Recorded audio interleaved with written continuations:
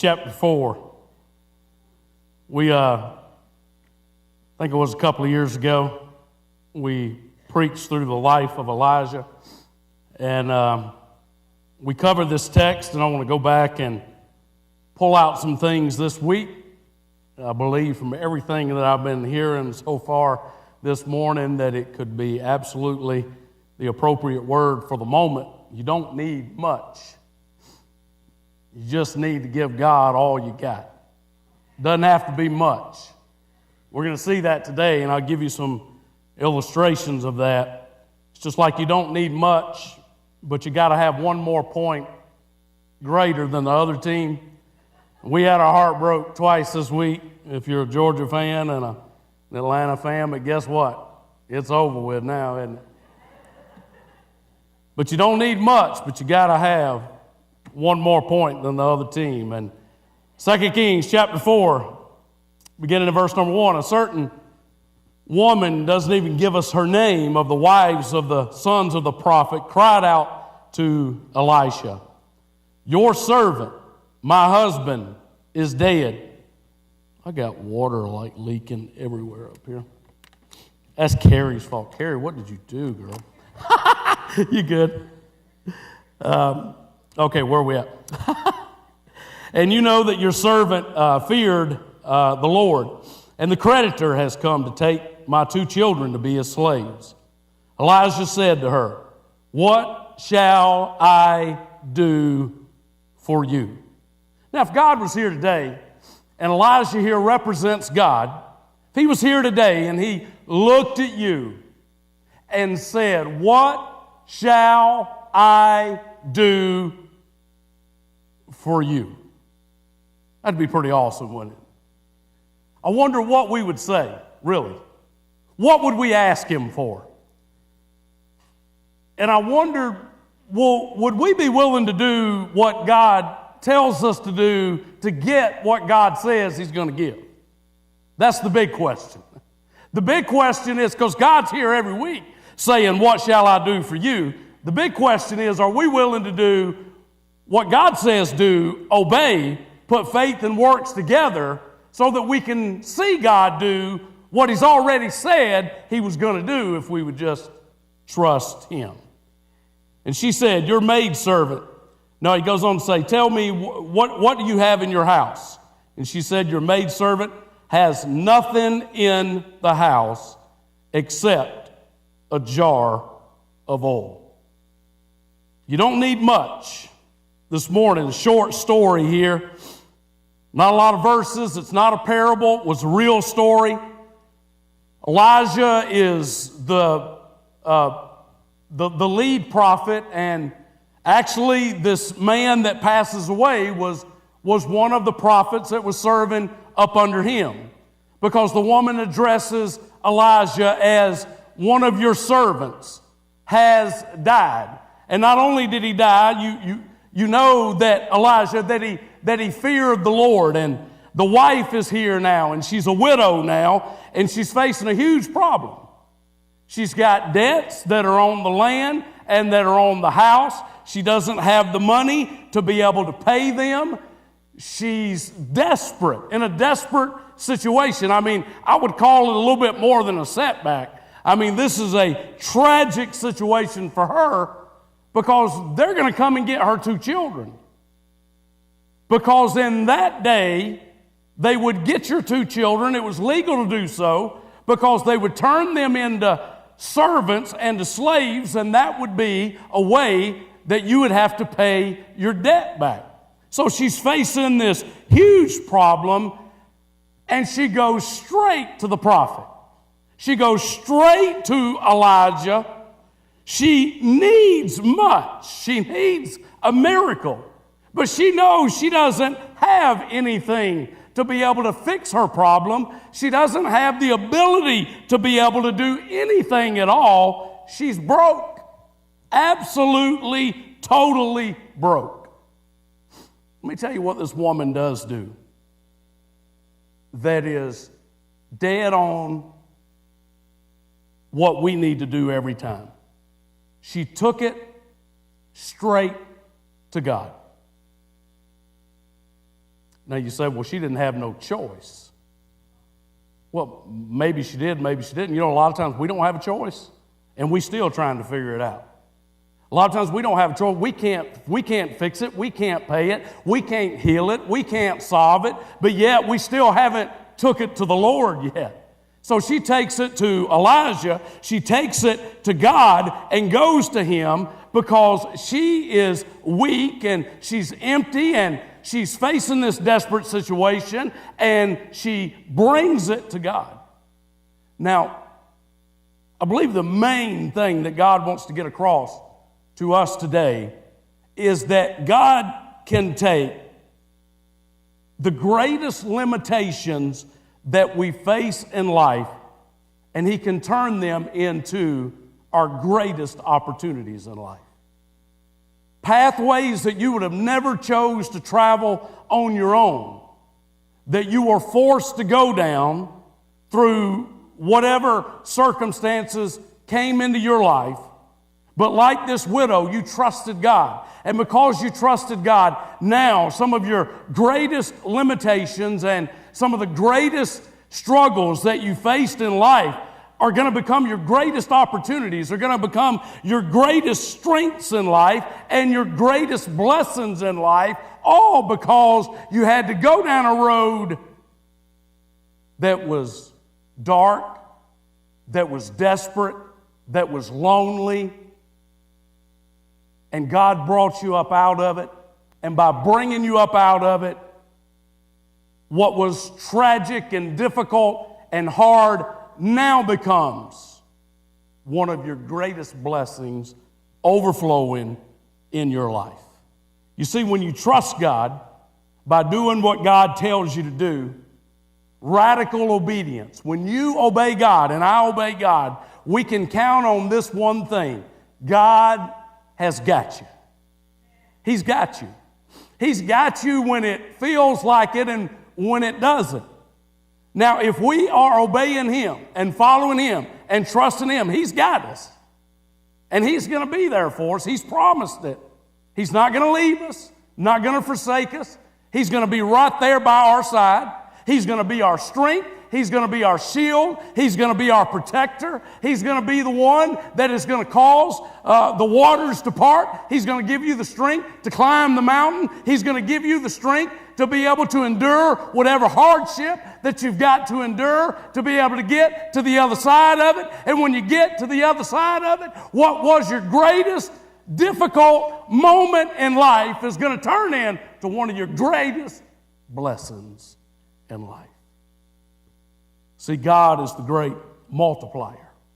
He's the great provider, great protector. He's a way maker. He's a chain breaker. And you don't need much with God.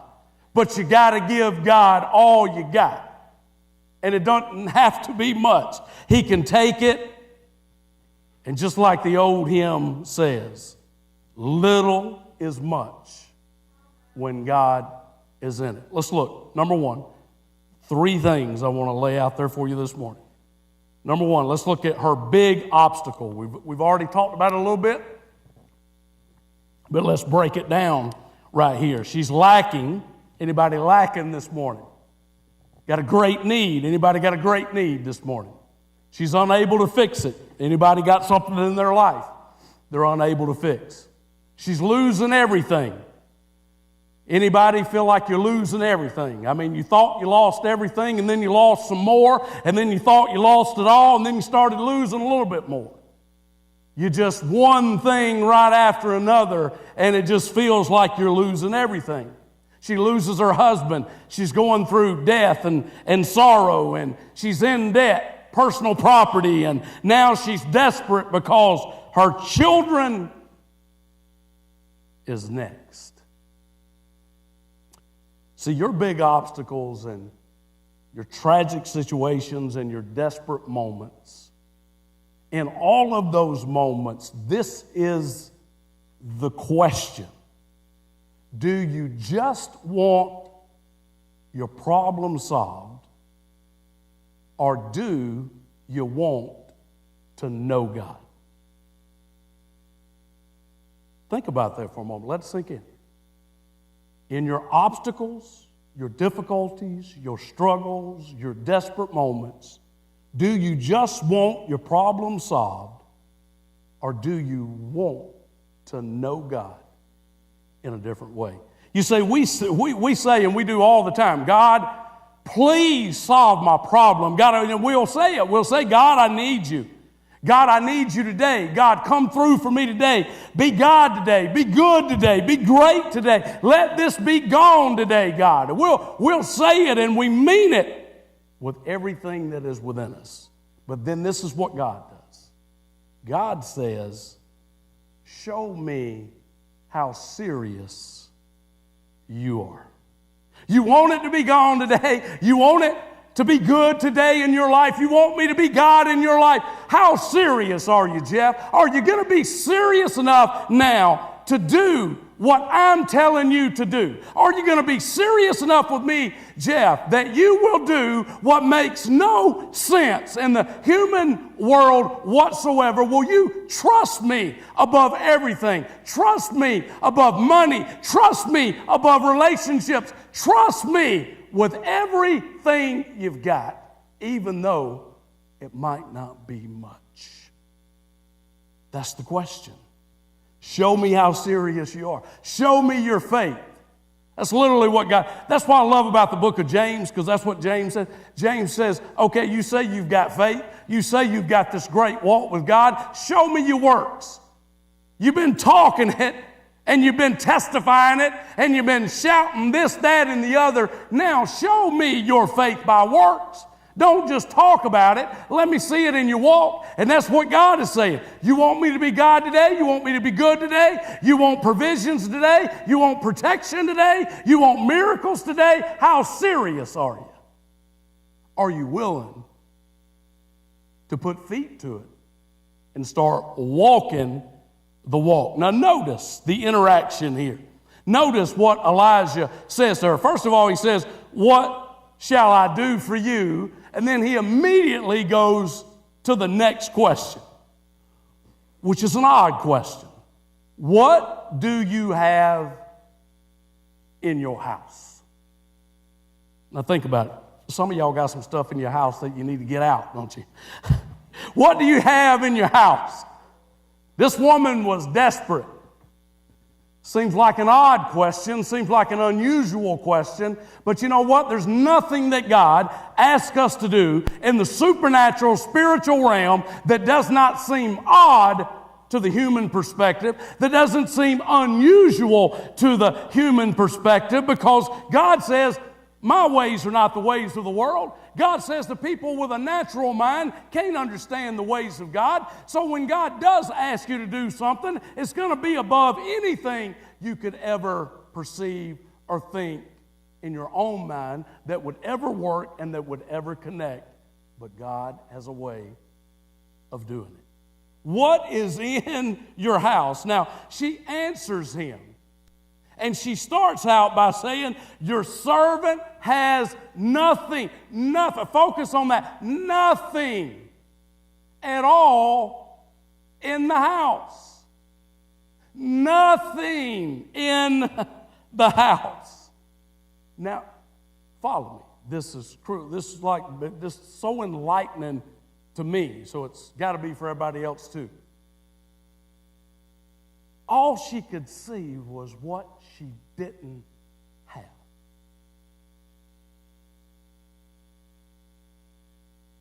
She said, I don't have nothing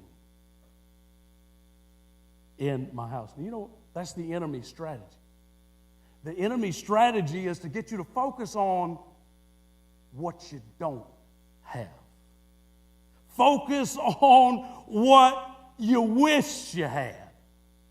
So if he can get you focused on what you don't have and get you focused on what you wish you had, you'll lose the moment. You'll lose what it is that he has given you. You won't ever use what he has given you. You won't ever be thankful for it. You won't ever be grateful for it. You won't ever tap in to who this God is, because you won't know this God. And the reason why you won't know this God is because all you can see is what you don't have and what you wished you had.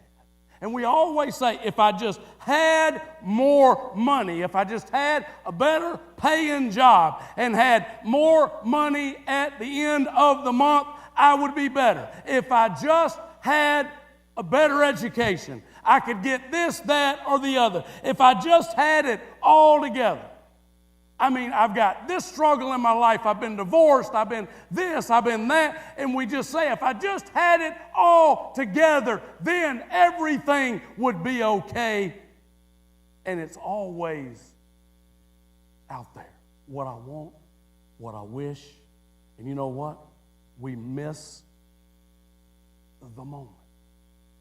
She says, I have nothing except a jar of oil. Just a little oil is all I got, Elijah. That little oil ain't going to do much. Now the question is, all I've got is just this little bit of oil. You don't have much, but what are you going to do this morning with what you do have? There'll probably be most of you here this morning that say, I don't have much, even if you had a lot. We're going to try to be humble, and we're going to say, I don't have much. I don't have much ability. I don't have much education. I don't have much in resources or this, that, or the other. I don't have much. So the question is, even if you don't have much, what are you going to do with what you do have? This is the secret to life. This is the secret to the God-filled life. The secret is you don't need much. You don't need much. All God needs is you and the little that you have. Just the little bit that you have. Because God can do exceptional things with your exception. The lady said, I have nothing except a jar of oil. Okay, are you going to make that jar of oil available to God? Because if you do, if you will make it available to God, He can do exceptional things with your exception. I have nothing, God, except what? Except what? What would you say? Are you going to be willing to give even that exception to God? Are you going to give it to Him? Are you going to give it all to Him? Because that's the secret. Nothing in this house but a jar of oil. Number two, that's her opposite. Second of all, let's look at her believing obedience. Her obedience, because that's really what it all comes down to. We've defined the problem. We saw that she's went to God with it first. That's great. That's wonderful. Now the prophet, God, is about to give her a word to follow, a word to obey. Notice what he says. He tells her, let's go on down there in verse number 3. He said, go and borrow vessels at large from all of your neighbors, even empty vessels. Notice what he says. Do not get a few, and you shall go in and shut the door behind you and your sons, and pour out into these vessels, and you shall set aside what is full. So she went from him and shut the door behind her and her sons. They were bringing the vessels to her, and she poured. When the vessels were full, she said to her son, bring me another vessel. He said to her, there is not one vessel more. And the oil stopped. Now notice what Elijah tells her. Elijah says, get them 2 kids you got that you're about to lose and get them out there in the neighborhood. And he says, go out there and get all of the vessels, get all of the jars that you can possibly get. Get jars and vessels, more jars and vessels, get more jars and vessels. Don't just get a few, get every one you can possibly get your hand on. Take all of those vessels back to your house and shut the door and take that except the jar of oil that you have in your house and take that one jar and start pouring it in to all those other jars and just watch what I do. Now, we would sit here and we would think about that with a logical mind and think, Elijah, you crazy. You're crazy. How in the world is that going to accomplish anything? He said, start pouring. And it's not going to run out until you filled up all of those empty jars. Start pouring. It just doesn't make any sense, does it? It just doesn't make any sense of how God can take a jar of oil and make that jar of oil go this far. You can take that same jar of oil and tell God you're not going to do what He's told you to do, and it'll go this far. Not only will the jar of oil go this far with God, He has so many more other benefits that come with the jar going this full, because you get to see God, you get to know God, you get to see God working in your life, front seat, right up in your lap, in your house with the door shut. You come face to face with God and see Him in another way. You see, if you do it without God, it's not only going to go that far, but you're not going to get to see God. See, we've had a lot of miracles happening with Stephen and Carrie. I mean, Carrie's probably going to be pregnant next week. That's coming. Those two kids are running them, and now it's time. The Lord has seen, and now He will hear and move. Nikki just had her baby. A miracle baby, because she spent all of these years trying to get pregnant, and she just gave birth to a boy named Coleman. Is that his name? Coleman? Coleman?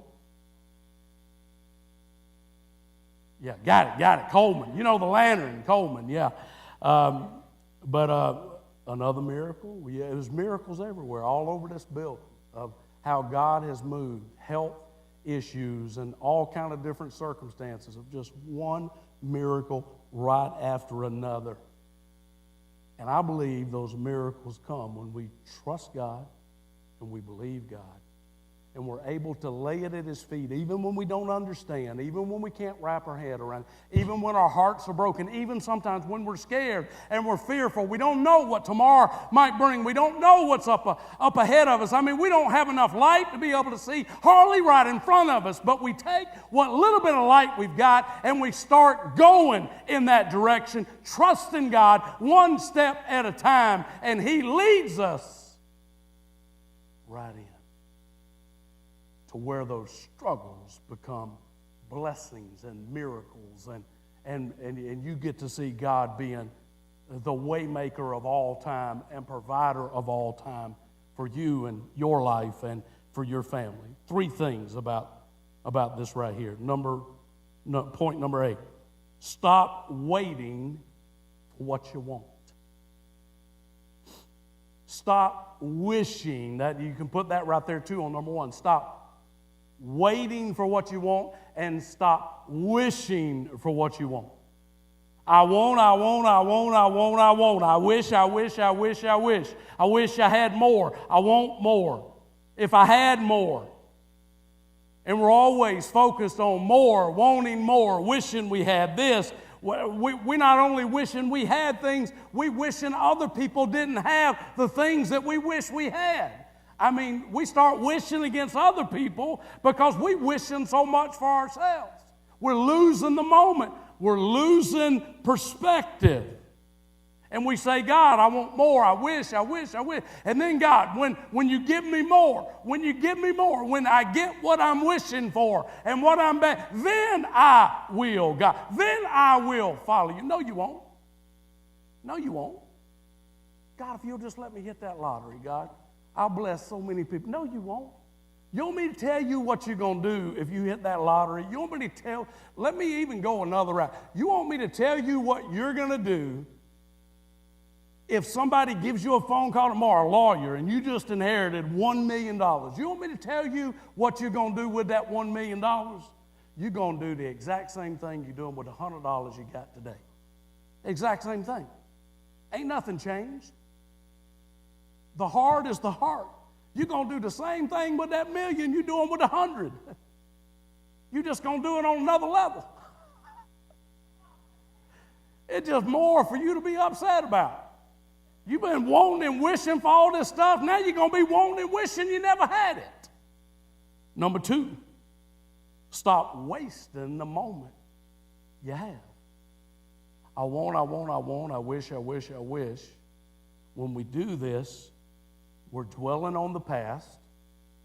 We're dreaming about the future, wishing that it was all different yesterday, hoping it will be different in the future. And what's happening is we're losing the moment that we have. You know, if you take probably the happiest people today on the planet, there'll probably be far, far more people that don't have that much, don't have a whole lot of money, might not have a whole lot of possessions, but yet they're happy and they're content and they're peaceful and blessed. You can take probably the most miserable people in the world and stick them over on the other side, and I guarantee you it would be full of people that have much, that have a lot of possessions, have a lot of money, have a lot of opportunity, have a lot of education, but yet they never gave any of it over to God. They never surrendered to God. So therefore, there's no peace there. There's no joy there.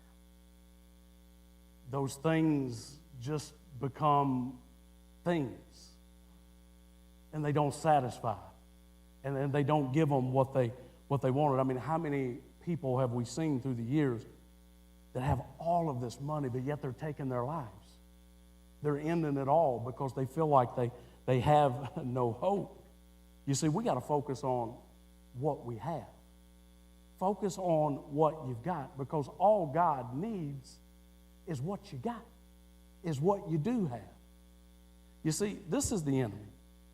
Like if I was to take this, I don't want to talk about chocolate cake right now because everybody, like if I was to take this and this was a chocolate cake, and if I baked you a chocolate cake and you were so excited to get the chocolate cake, and I brought it over to your house, but I cut one big piece out of it and I took it for myself. And you looked at that chocolate cake and it was your most favorite chocolate cake. I mean, Jeff is your most favorite baker, and you so excited to get that chocolate cake, but why in the world is he giving me this chocolate cake and then taking a big piece of it? And you get so focused on the piece of cake that I have taken for me that you lose sight of the fact that you still got 3/4 of it for you. Now, you think about your life this morning and you tell me that's not an easy trap to fall into. You get so focused on that piece of pie in your life that you don't have, that you wished you did have, that you lose sight of all of this that you do have to enjoy. You still got much more cake to enjoy than I got. But yet when we live with that mindset and we're not grateful for what we do have, and we're complaining and wishing that we had more, we lose the moment. And when we lose the moment, we lose. Point C, start working with what you have. See, some of us think we got so little that we can't do anything with the little that we got. And you know what? You can't. But have you given it to God? Have you a lot of people today will say, I'm just not creative. You could always use it in a money realm, in a possession realm, but just think about it in another realm. Think about it in the creative realm. We would say we're not creative. I just don't have the gift to be able to work with kids, or to do what this person over here could do, or I can't sing like Carrie, so therefore I'm not going to join the choir, because we're measuring ourselves against others all the time, and we're belittling ourselves. And maybe we don't have much. Maybe there's not a lot of talent and a lot of giftedness there. But I guarantee you this, when you give it to God, you will be amazed at what He can do. He took a bunch of untrained, uneducated fishermen, and He turned the world upside down for Jesus. With people that didn't have much, but what did they do with what they had? They gave it all. Every bit of it over to Him. You see, if we will take what we've got and start using what we have. Now, notice these things in the Bible. He said, what's in your house? You remember on different occasions God said, what's in your hand? You remember as they were out there on the hills of Galilee, and all those people needed to be fed, and He turned to the disciples and said, what do you have? What's in your house? What's in your hand? What do you have? Well, in the house there was a little jar of oil. In the hand of Moses it was just a rod. And out there on the hillside, all they had was just a little boy's lunch. But when they took the jar of oil and the rod and the little boy's lunch and they gave it over to God and they used what they had, they gave God the opportunity to bless what they had because they were obeying Him. And when God blessed what they had, the jar of oil multiplied it. The rod turned from the rod of Moses to the rod of God that would bring water out of a rock that would part the Red Sea. And on the hillside that day, it was a lunch that just wouldn't end, a buffet that just kept going and going and going. That's our God. And when you give your God what you do have, He will take what you do have and do exceptional things with it. You don't need much. Just trust Him with what you got. Number 3, her blessings were overflowing. Her blessings were overflowing. We like those overflowing blessings, don't we? I do. Y'all don't? Yeah, y'all do. She poured, and she poured, and she poured, and she poured, and she poured, and she poured, and she poured. Jars kept coming. She kept pouring until every one of them was full. And when all of the jars in the house were full, she looked down in the jar that she had, and there was no more oil. That's God. She reports back to the prophet Elijah, because he didn't tell her what to do after she did this. She says, what do I do? He says, sell all of it, pay off all of your debts, and live on the rest. Well, that's pretty sweet, isn't it? I mean, she got retirement and everything all in one whack. She got every bit of it all in one whack. And then I started thinking this morning, I just started writing down some things. You know, we like overflowing. And God really uses this word in maybe a little bit different ways in some scripture, but He uses it over and over and over. You remember He said in Luke chapter number 6, give and it will be given to you, pressed down, shaken together, overflowing in your lap. When we what? When we give God what we've got. Psalms 23, He talks about an overflowing cup. Thou hast anointed my head with oil. My cup what? My cup overflows. Cup representing your life. Overflowing cup. Not a cup half full, 3/4 full, an overflowing cup. In John chapter number 7, He talks about rivers overflowing in your life. Rivers that are going to be on the inside of you, in your innermost being, overflowing and not just giving you life, but giving you the abundant life. He told Ruth that she would have overflowing handfuls on purpose that would be out there, provisions for her. And he told us in Malachi 3, praise the Lord, that he would open up the windows of heaven and he would let heaven overflow the blessings to us like we've never seen. He actually even said in Malachi, prove me, put me to the test, and you will see that I can not only provide, I can supernaturally provide, I can do exceedingly abundantly above all you could ever ask or all you could think. Let me give you a few things right here in closing. It all started with something that seemed to amount to nothing. That's why we all qualify here today. Because no matter what your situation is, you look at your situation and you can look at every ability you have, every resource you have, and it probably amounts to next to nothing. That's what she started with. Another thing, sometimes, this is crucial, sometimes the path to find God's greatest blessings in life is the path that you would have never chosen to take.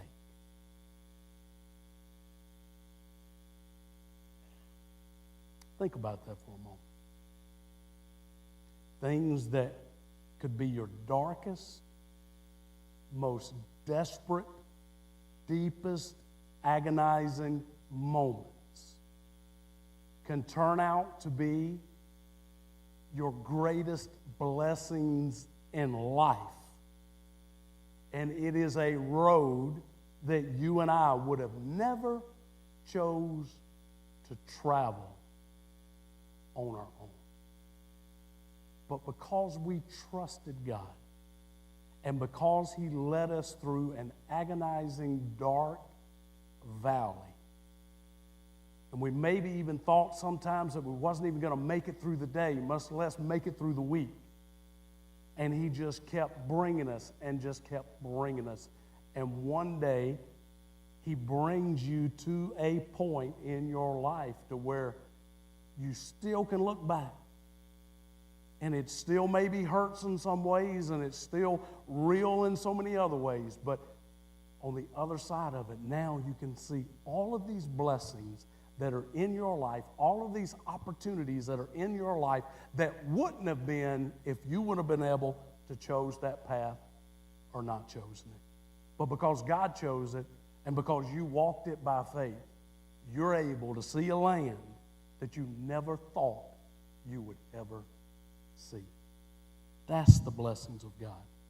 Your greatest struggles becoming your greatest blessings, your greatest needs. You see, your greatest need here today is an opportunity for God. Why would you let God pass up on an opportunity to do something in your life? If He's here today and He's saying, what shall I do for you? That struggle in your life is an opportunity for God. And I'm going to tell you, just saying God be God and God be good is not good enough. You got to be a little bit more serious than that. You got to be a little bit more serious. I mean, we do it all the time. I saw a church that had a thing, all of you that made those promises the week that Georgia was winning that game to get to the national championship, be at church on Sunday to fulfill them. We do that. We'll say, God, and we'll just take it out of that realm. We'll say, God, if you'll heal this person, God, in my life, then God, I'll serve you with all my heart. Why has God got to heal a person for you to do that? Why don't you serve Him first? That's what God is saying. Why don't you serve me first? Why don't you put me first? Why don't you seek me first? Give to me. Give it all to me. You don't have to have much. Just give what you have.